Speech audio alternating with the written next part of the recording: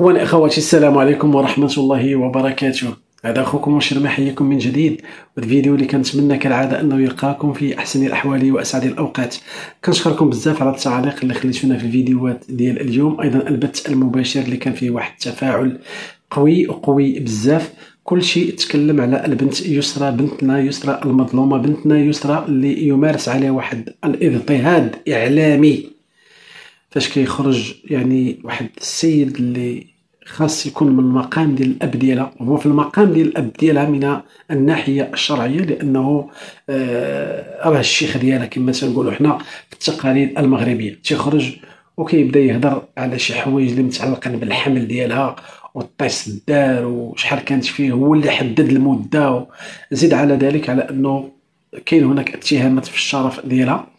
هذا الشيء هذا يدخل في اطار الادعاءات الكاذبه، وتقدر البنت تتابعه. ايضا التشهير اللي تمارس عليه عبر مواقع التواصل الاجتماعي، كيحاولوا انهم ينالوا من السمعه ديالها ويزيدوا يضغطوا عليها. هاد البنت هذه فاش جابوها على حسب ما تيقول الاخوه والاخوات والشهادات اللي كانت في البث المباشر اللي درنا، وحنا كنحاولوا نتقربوا شويه بشويه لهذا الملف هذا باش نناقشوه، تيبان لي بانهم جابوها فقط كعامله، ماشي حتى كزوجه. عامله يعني غتخدم الاشغال ديال البيت، تخدم الاب وتخدم الام وتخدم الزوج وتخدم حتى اخت الزوج. ومن غير هذا الشيء هذا كامل، التصبين والغسيل والتسياق والجفاف والحريط على هذه البنت ويعطيوها جافيل وتيديها طابو، فخاصها تطلع ودير فيديوهات. ولا ما دارتش واحد الفيديوهات اللي يكونوا زوينين وما ضحكاتش والناس اللي كيشوفوا ديك الفيديوهات ما عجبهمش الحال، فهما تيقوموا بالضرب ديالها. هادشي على حسب الاقوال ديالها، يعني اللي قالت عند المنبر الصحفي ديال الاخ مراد الوانكم. وهذا الشيء هذا خاصو يتوضع عليه حد. هناك حديث على دخول بعض الجمعيات على الخط من اجل المسانده ديالها، وحنا غادي نواكبوها، يعني سواء فيما يتعلق بالنصائح اللي غنعطيوها من المجال في المجال القانوني. وعندها بزاف ما يدار، عندها بزاف ما دير، لا في اطار التعنيف ضد النساء، القانون اللي هو كاين بمعزل على القانون الجنائي المغربي. ايضا التهديدات اللي كتمارس عليها من قبل ان الا هضرات ولا تكلمات ولا قالت شي حاجه فغادي يجيبها هذا الراجل هذا وغيحطها تحت من رجليه وغتجي راكعه. هذا الشيء هذا غير مسموح به. هنا كندخلوا في اطار التهديد اللي كيعاقب عليه ايضا المشرع المغربي في الفصول اللي كاينه عندنا في القانون الجنائي، من الفصل 425 حتى الفصل 428. يعني هاد البنيته هذه الا بغات تتابعهم راه تتابعهم قضائيا. زيد على ذلك يعني الضرب في الشرف ديالها. وهنا الحديث على تزوير شهاده طبيه. هاد الشهاده الطبيه تقدر الطبيبه اللي عطاتها الشهاده تقدر تدخل على الخط من اجل تشويه السمعه، لانني ملي تنقول شهاده طبيه مزوره ما كنوجهش الاتهام فقط للبنت، ولكن تنوجه حتى لديك الطبيبه اللي عطاتها هذيك الشهاده. وحنا كنعرفوا في الاعراف المغربيه ديالنا على ان هذه الشهاده ديال العذريه يعني كتكون عندها واحد القيمه، ولكن راه ماشي شرط ديال الزواج. ماشي شرط ديال الزواج. المشرع المغربي حتى في مدونة الأسرة ما كيقولش لك شرط العذرية هو من بين شروط الزواج. هي فقط ستكون واحد الشهادة طبية، يعني كتبين للناس بأن هذه البنت هذه راه كانت يعني عفيفة شريفة. وحنا راه كنعرفوا ايضا مجموعه من العلاقات الجنسيه خارج اطار علاقه الزواج راه كتبقى فيهم البنت كاع بدون بكار. فهمت شنو تبغي نقول لكم؟ ولكن باش هذا السيد هذا كيخرج وتيقول للعالم بهذا الشكل هذا، وحنا كنعرفوا حنايا في ثقافتنا المغربيه وفي العادات ديالنا والتقاليد ديالنا دائما الراجل فاش كتجي عنده ديك العروسه ديالو اكثر حاجه كيركزوا عليها وهي العذريه. وبالتالي هذه العذريه هو مشى وضرب ليها، يعني بحال كيضرب لها في الشرف ديالها. مادام شهاده مزوره انت راكي جيتي عندنا ماشي بنت، وبالتالي كنتي كتمارسي واحد العلاقات قبل ما تجي عندنا. هنا فيه ضرب واحد الشرف بطريقه او باخرى. وهذا الشيء هذا يدخل في اطار التشهير والادعاءات الكاذبه اللي كيعاقب على القانون في الفصل 447. هاد الناس هذولا كانوا خرجوا بواحد اللايفات وخرجوا بواحد البوز من اجل على انهم يحطموا هاد البنت هذه اللي بانت يعني في ذاك الحوار الصحفي واحد البنت محطمه نفسانيا ما كتعرفش تهضر. كتشوفوا هي كتكلم حتى الاسئله اللي كتطرح عليها راه بحال ما كتفهمهاش. السيده مسكينه ما ضابطاش الامور ديالها. هاد البنيته هذه بحال فكرتني في دوك العيالات ديال زمان اللي بغاو فقط غير يمشيو ويتزوجوا ويتستروا كما كانت الاحوال. يجيب داك مول الدار غير 400 ريال ما على بالهاش، ما يكسيهاش ما على بالهاش، باغا مسكينه غير السترة ويكون عندها واحد الوليدات وتكون بخير وعلى خير، ما كاين حتى شي اشكال. وكاين الناس هادو ربما انا كيبان لي على حسب ما يروج على مواقع التواصل الاجتماعي ان هاد الناس ما عجبتهمش هاد البنت، هما كانوا شي وحده اللي غتمشي معاهم في داك الاطار ديال الفيديوهات وتكون قافزه قدام الكاميرا وتهضر يعني وتتكلم. السيده ماشي ديال داكشي، ماشي ديال داكشي. ديك السيده باغا تبقى مسكينه خارج الاضواء. ها هما خرجوها الان مواقع التواصل الاجتماعي، ها هما خرجوها اليوتيوب وصبحوا دايرينها محتوى وكيتاجروا بالحاله ديالها. اذا هنايا نقدروا ندخلوا حتى في اطار التجار بالبشر. الا درت هذه السيده شكايه ربما تكيف على هذا الاساس انهم جابوها 4 شهور من الحريط، فيديوهات غندخلوا عليها الفلوس، شي شويه غادي تمشي هي بحالتها وحنا غادي نطلعوا في لايفات ومازال غنبقاو ندخلوا على الفلوس وغنديروا لها محتوى. والسيده كتبان لي بانها مسكينه معنفه فاش بينات يديها كيفاش يعني مضروبين، ويعني مسكينه بقات فيا صراحه التقال بقات فيا. كتعرفوني اخوتي دائما ما كنهضر على المواضيع من الناحيه القانونيه فاش كتفوت قضيه التحقيق ولا وكيل الملك، ولكن هذه السيده هذه كنحس باول مره يجتمع الراي العام المغربي كقنوات ككل شيء على انها مظلومه. الحمد لله على ان اليوم نجتمع على راي واحد، لان الظلم ما كيبغيه حتى شي واحد. وهاد السيده كيبان بان محقوره غير من الشفافيه كتبان بان مسكينه شي حاجه ما عندهاش هي هذيك. لذلك حنا خدينا على العاتق ديالنا على ان الحاله ديالها غادي نتكلموا عليها يوميا. مازال ان شاء الله غادي نشوف المقاطع كيفاش كانوا الفيديوهات. قالوا لي بان شي فيديوهات راهم تمسحوا، شي واحد عنده شي مقاطع يصيفطهم لينا. وايضا كنستغل هذه الفرصه هذه مادام على ان هذه القناه المتواضعه تيشوفوها الحمد لله ناس ديال القانون، كيشوفوها محامون قضاة، يقدر يوصل هذا الفيديو حتى لرئاسه النيابه العامه. كنتمنى على ان تدخل وتاخذ الحق ديال هذه البنيته هذه. ايضا كنتمناو على ان مثل هذه المحتويات صافي نبداو نمشيو مباشره للقناه اللي كتروج لنا مثل هذه الاشكال هذه وصافي نسدوها بامر واخا هي صعيبه من الناحيه القانونيه، يعني في ظل حريه التعبير بان القناه اداريا تابعه الاداره ديال اليوتيوب، ولكن راه نقدروا نتخذوا قرار بانها تقفل هكذا حيث كتسيء الاسر المغربيه. دابا ما يروج مؤخرا داخل مواقع التواصل الاجتماعي وبالضبط على المنصه الحمراء على ان الاسر المغربيه هادو هما اللي عندهم هادشي هو اللي كاين، وحنا كجاليه مغربيه تضرنا هادشي هذا. دابا حنا كنلقاو مثلا نبغيو نتفرجوا يعني المحتويات قلال اللي كيعطيو داك الروتيني اليومي تيكون زوين، اللهم بعض القنوات اللي معدودين على رؤوس الاصابع، في حين على ان جميع هاد الناس هادو اللي تيقولوا بانهم سوا بدويين سوا اسره مغربيه، ما عرفتش من جابت هذيك السميه هي لا تموت الاسره المغربيه بصله، كنلقاوهم كيروجوا لنا فقط الغسيل ديالهم والمشاكل ديالهم.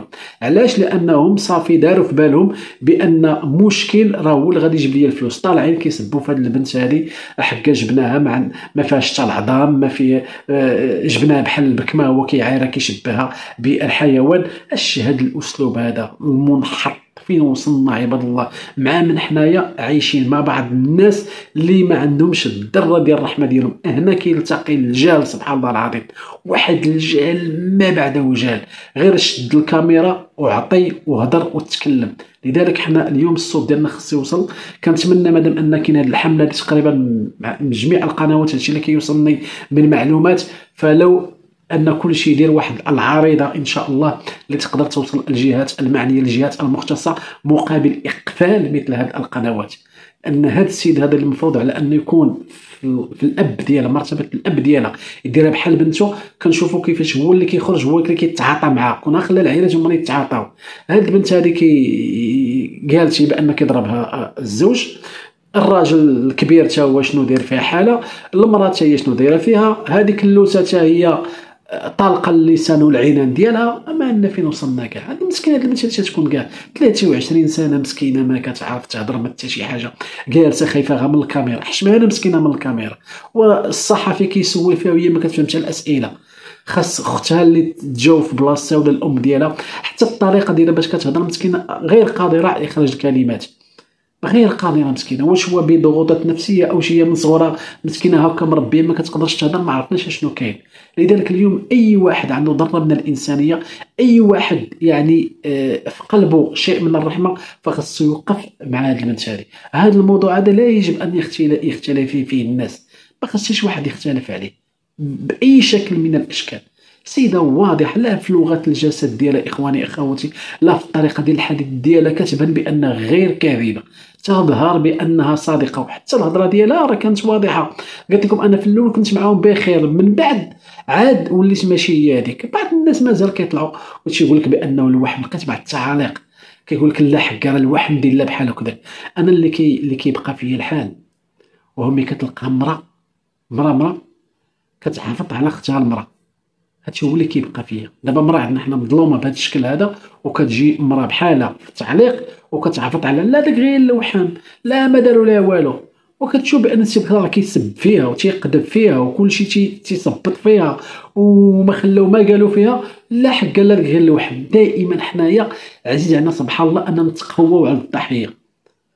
اليوم هذه السيده هذه نعلن من هذه القناه المتواضعه باننا غنقدموا لها الدعم، سواء الدعم معنوي او الدعم في شكله القانوني باذن الله عز وجل. والقناه ديالها ربما راه دارت، يمشيو الناس يتفرجوا فيها يشوفوها يدعموها حتى هي باذن الله عز وجل، باش تلقى تعرف بان المغاربه فاهم معاه. وهنا ايضا كنعاود نزيد نكرر نداء ديالي الى الجهات المعنيه، الجمعيات، على انهم يتدخلوا يشدوا باليد ديال البنت هذه ويروا المساطر كيفاش كتمشي، سواء في اطار القانون ديال تعنيف النساء او حتى دار شكايه بان ربما كاين هناك اتجار بالبشر، ايضا ادعاء الكذبه، تشهير هذه السيده هذه قانونيا راه ان شاء الله اللي غادي تربحهم، انهم ما خلاو ما داروا لها. راه ما جايبينش حنا عندنا واحد الحيوان غنجيو نبقى نحرطوا عليه، راه كتبقى انسانه، حنا غنشروا في الفيديو التست ديال الحمل ديالها. شاد المهزله هذه فين وصلنا، شاد المصيبه هذه. السيده قالت لك ما بغيتش، انا باغي نحافظ على حياتي الخاصه، عندي حياتها خاصه اللي كيبغى تحافظ، ما بغات حتى واحد يعرفها واش حامله ولا ما حاملاش، وكيتناقشوا قال لك الشهر الاول، الشهر الثاني، الشهر الرابع، وهذا الراجل هذا هو اللي كيتناقش في هذا الشيء هذا. والله العظيم ما بقات رجوله، ما بقات والو. فاش ولا الراجل تبارك الله قدو قداش كيخرج يتعاطى مع العيالات، راه مشكله هذه، مصيبه صافي، مصيبه ما بعدها مصيبه. هذا الموضوع ان شاء الله غادي مازال نتكلموا فيه وغادي نعطيوه الاهميه ديالو. باش غنمشي للموضوع ديال زنا المحارم والحضور ديال سميره يوم 26. انا كيبان لي اخواني اخواتي في الكواليس اللي كاينه، وربما ما يعجبكمش الحال، في اغلب الظن بان سميره ما غاديش تحضر، اغلب الظن الا حضرات فهذا غيبقى شيء زوين، ولكن اغلب الظن ما غاديش تحضر. بالنسبه لماجده فهي اقوى اللي قالتها في الفيديو، ما غاديش تقولها، حتى هي قلبت الفيستا اخواني اخواتي.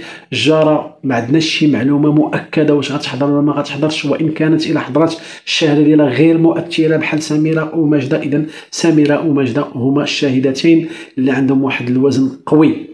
واش هما اللي كانت قالت عليهم الزوجه انها ضمنات واحد جوج ديال الشهود في الجيب ديالها، الله اعلم. ولكن الشيء الاكيد على ان سعاد في الخاص من طرف العائله ديالها، المحيط ديالها، تتعرض لواحد الضغوطات كبيره وكبيره جدا. حتى هي فيما يتعلق بالمساله ديال فاطمه الزهراء تتعرض لضغوطات كبيره.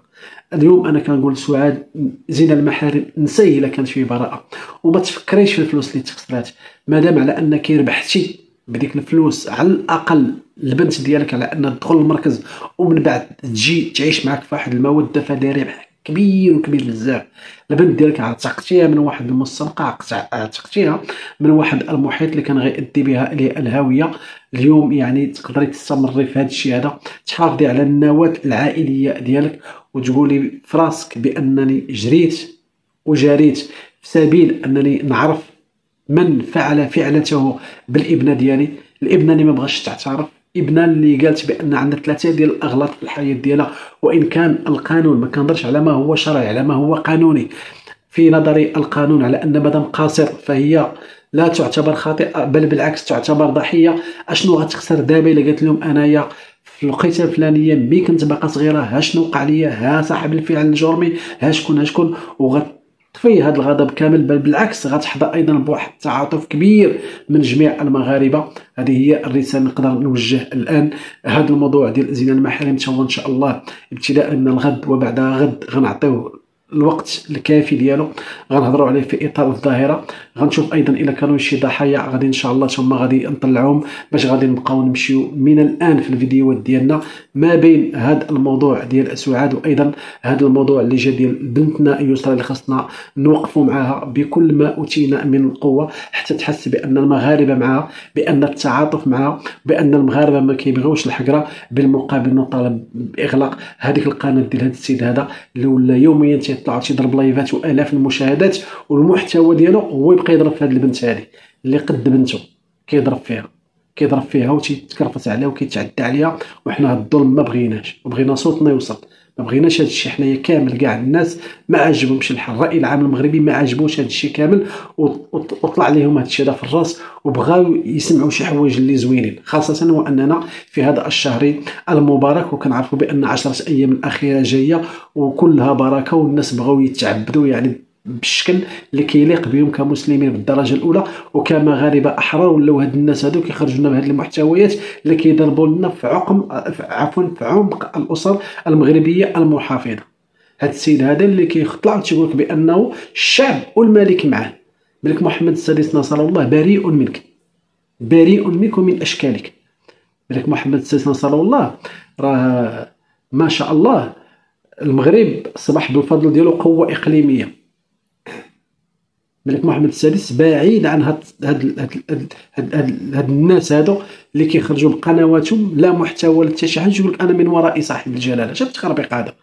نتمنى من السلطات ان تدخل توقف عن هاد المهازل هادو، لان هادو كيتعناو وتيقول لك بانهم غيجيبوا ناس ويركعوهم تحت رجليهم. وقال لهاد السيده هذه البنيته الصغيره هذه ديوسرا هذه باقا صغيره، مالها 23 عام باقا صغيره.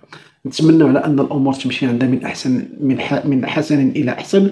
ايضا غادي نتكلم على واحد النقطه مهمه في الفيديو ديال غدا ان شاء الله فيما يتعلق بالحمل ديالها، واذا كان شي طلاق الا ما كانش طلاق كيفاش كتكون الامور، حتى الا بغاو يديروا لها دعوه بالطلاق للشقاق والرجوع او الرجوع الى بيت الزوجيه عندها ما دير من الناحيه القانونيه. وكنظن على انه راه كاين شي تدخل ديال شي جمعيه راه عارفه الامور كيفاش كتمشي من الناحيه القانونيه. كان معكم اخوكم ولد تسنونا ايضا في فيديوهات في لايفات باش نسلط الضوء على اي حاجه كتهمكم. دمتم في رعايه الله والسلام عليكم ورحمه الله وبركاته.